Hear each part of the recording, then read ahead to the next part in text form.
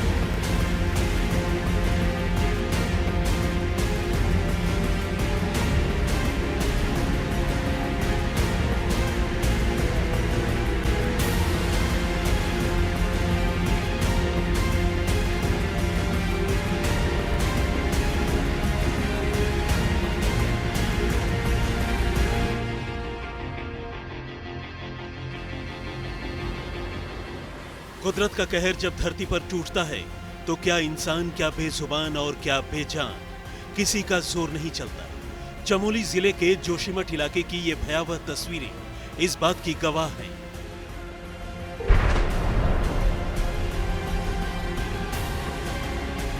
क्या खतरनाक आ रहा है ये।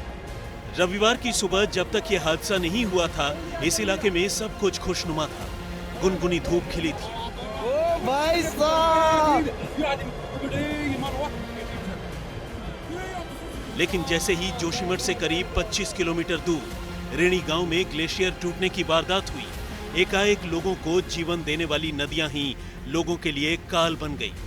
ग्लेशियर के टूटने से धौली गंगा नदी में ऐसा बहाव आया कि जो भी इस नदी के रास्ते में आया बहता चला गया। इंसान, मकान, पुल, चट्टान, जानवर, पहाड़, सब कुछ। कोई भी नहीं बच पाया।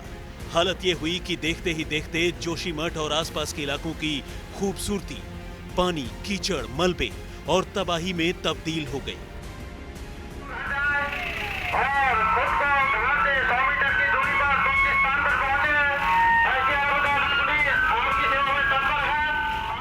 रेणी गांव से लेकर ऋषिगंगा तक हाहाकार मच गया।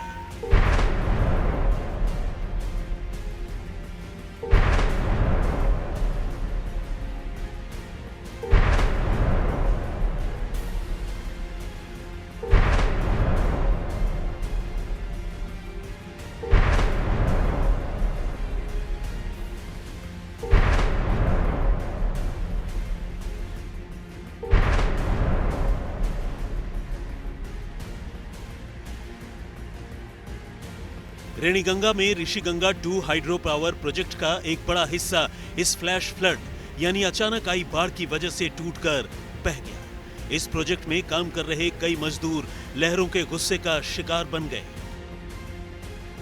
इस त्रासदी में ऋषिगंगा पावर प्रोजेक्ट को तो बड़ा नुकसान हुआ ही, लेकिन सबसे ज्यादा मुसीबत इस प्रोजेक्ट में काम कर रहे लोगों पर आई। यहां एनटीपीसी के प्रोजेक्ट से 10 लाशें बरामद की गई।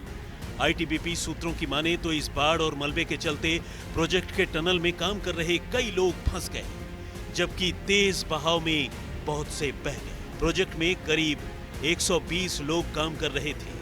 अलग अलग टनल में कई लोगों के फंसे होने की भी खबरें सामने आई, लेकिन दोपहर होते होते आईटीबीपी के जवानों ने एक टनल को खोलकर उसमें फंसे 16 लोगों की जिंदगी बचा ली।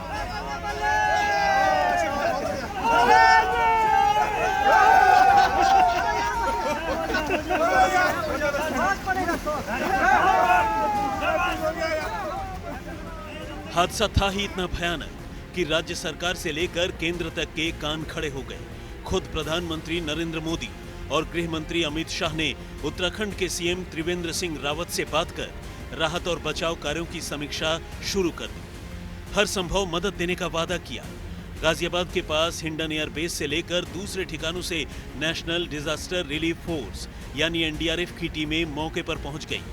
वायुसेना को अलर्ट कर दिया गया, जबकि सेना के 600 जवानों को भी खास तौर पर राहत और बचाव के काम में लगाया गया। उत्तराखंड इस समय आपदा का सामना कर रहा है। एक ग्लेशियर टूटने की वजह से वहां नदी का जलस्तर बढ़ गया। नुकसान की खबरें धीरे धीरे आ रही है। वहां पर राहत और बचाव का कार्य पुरजोश करने का प्रयास चल रहा है। लोगों को सुरक्षित स्थानों पर ले जाया जा रहा है। उत्तराखंड के साहसी लोग के लिए मैं प्रार्थना कर रहा हूं। हादसे का अंदाजा आपको इन तस्वीरों से आसानी से लग जाएगा। ऋषिगंगा नदी के किनारे रैणी गांव में ही ऋषिगंगा पावर प्रोजेक्ट का काम चल रहा है। ये प्रोजेक्ट तो पूरी तरह तबाह हुआ ही। यहीं जोशीमठ मलारिया हाईवे पर बीआरओ ब्रिज भी टूट गया। यहां से 6 चरवाहे और उनके मवेशी पानी में बह गए।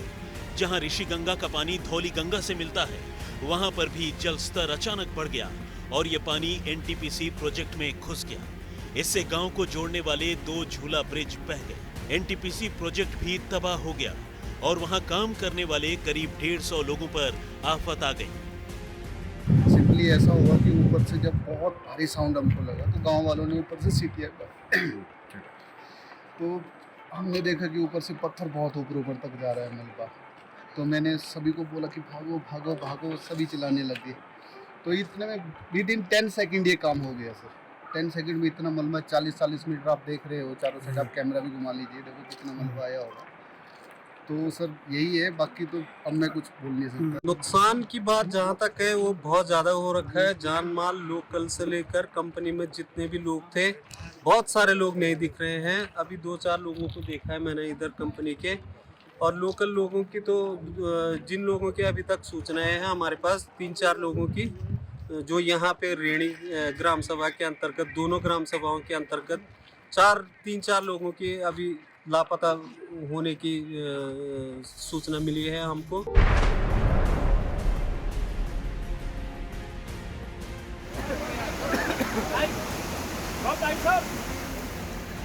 हालांकि शाम होते होते जिंदगी के जीतने की पहली और अच्छी खबर सामने आई।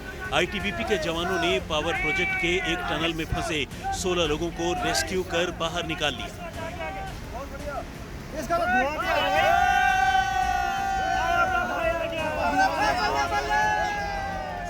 हालांकि इसके 20 मिनट बाद ही एनडीआरएफ के कंट्रोल रूम से जानकारी दी गई कि जॉइंट ऑपरेशन में बचाव दलों को 10 लोगों की लाशें मिल चुकी हैं।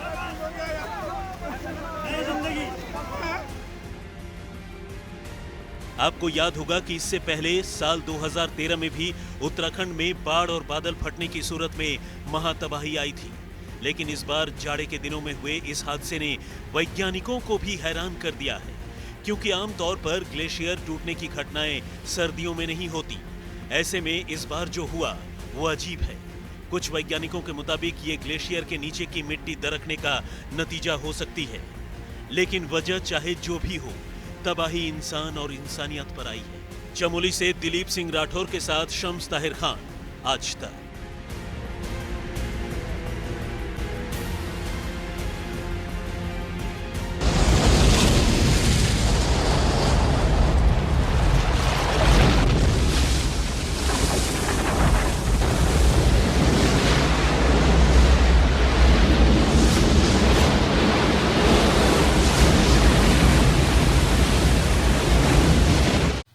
आईटीबीपी और एनडीआरएफ की टीमें इस तबाही में फंसे लोगों के लिए फरिश्ते बनकर आए। खासतौर पर एक पावर प्रोजेक्ट के टनल में फंसे 16 कर्मियों को जब बाहर निकाला गया तो तस्वीरें दिल को छू लेने वाली थी। राहत और बचाव काम जोरों शोर से जारी है और अगले 48 घंटे तक ये बचाव का काम जारी रहेगा।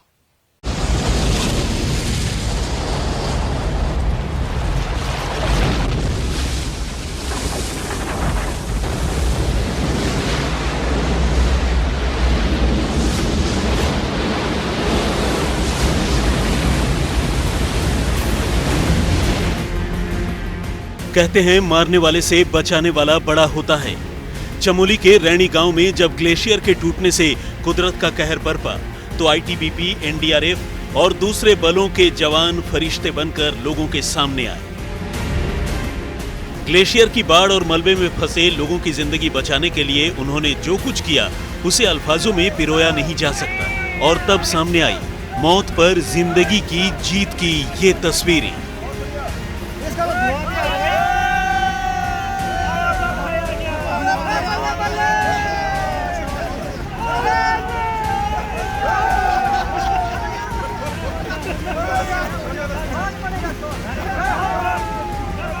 इन तस्वीरों में मौत की सुरंग में बंद होने के बाद दोबारा जिंदगी मिलने का लम्हा कैद है।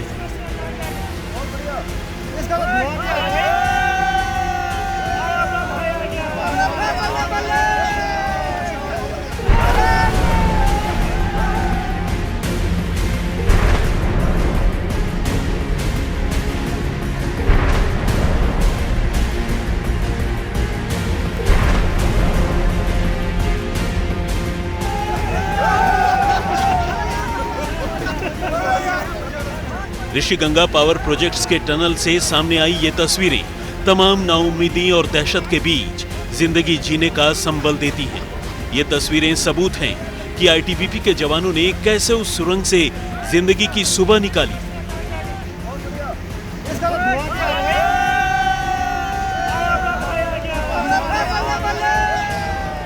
जहां सैलाब की सूरत में सांसें रोक देने वाला अंधेरा छाया था।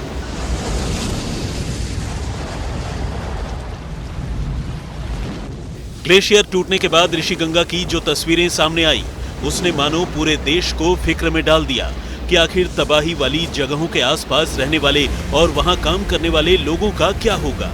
लेकिन ITBP, NDRF, Indian army, air force और दूसरे बलों के जवानों के ज्वाइंट एक्शन ने नई उम्मीद जगा दी। हालांकि मौके पर मौजूद सूत्रों का कहना है कि अभी कुछ और सुरंगों में ऐसे ही लोगों के फंसे होने की आशंका है और उन्हें बाहर निकालने के लिए हमारे जांबाजों ने पूरी ताकत झोंक दी। कहने का मतलब यह है कि अभी राहत और बचाव का काफी काम बाकी है।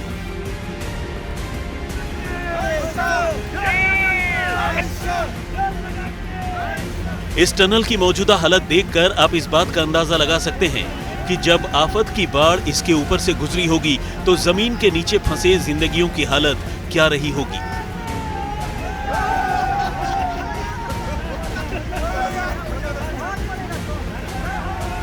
कैसे उन्होंने ऊपर वाले से अपनी जिंदगी की सलामती की दुआएं मांगी होंगी और कैसे बाढ़ का पानी नीचे उतरते ही जांबाज जवानों की सूरत में ये फरिश्ते उन तक पहुंचे होंगे। चमोली से जितेंद्र बहादुर सिंह और मंजीत नेगी के साथ शम्स ताहिर खान, आज तक। चमोली और आसपास के तमाम इलाकों में लगातार कोशिशें जारी हैं राहत पहुंचाने की और उन लोगों को ढूंढने की जो लापता है। पूरी कहानी इस ब्रेक के बाद आप देखते रहिए वारदात की खास पेशकश सीधे उत्तराखंड से। चमोली से आ रही तस्वीरें भयानक जरूर हैं, मगर आपदा से लोगों को निकालने की कोशिशें लगातार तेज हैं। राहत और बचाव का काम भी जोरों से चल रहा है। इसके अलावा मौसम विभाग की एक भविष्यवाणी भी कम से कम राहत लेकर आई है। मौसम विभाग का कहना है कि अगले 2 दिनों तक बारिश की कोई संभावना नहीं है, यानी बचाव कार्य में कोई भी मुश्किल नहीं आएगी। खुद मुख्यमंत्री हालात का जायजा ले रहे हैं। प्रधानमंत्री और गृह मंत्री की भी पूरे हालात पर नजर बनी हुई है। ग्लेशियर टूटने की ये तस्वीरें देखिए। पानी की ये तेज आवाज ही दिलों में दहशत पैदा कर देती है।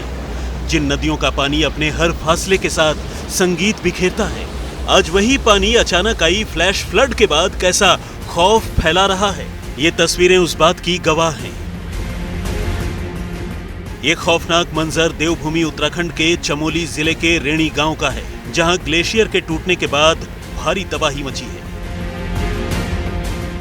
कुदरत के इस कहर की खबर मिलते ही केंद्र और राज्य सरकार हरकत में आ गई और प्रशासन ने फौरन रेस्क्यू ऑपरेशन की शुरुआत कर दी। लोगों की जिंदगी बचाने की जद्दोजहद शुरू कर दी गई। डैम के आसपास की सभी साइट्स को खाली करा लिया गया। साथ ही नदी के किनारे बसे गांव वालों को भी खतरे वाली जगहों से दूर भेजा गया। एसडीआरएफ की टीमें लगातार रेस्क्यू ऑपरेशन में जुटी हुई हैं। साथ ही एनडीआरएफ की कुछ टीमें देहरादून से जोशीमठ भेजी गई हैं। वहीं गाजियाबाद के हिंडन एयरबेस से भी एनडीआरएफ की 3 टीमें उत्तराखंड के लिए रवाना हो चुकी हैं।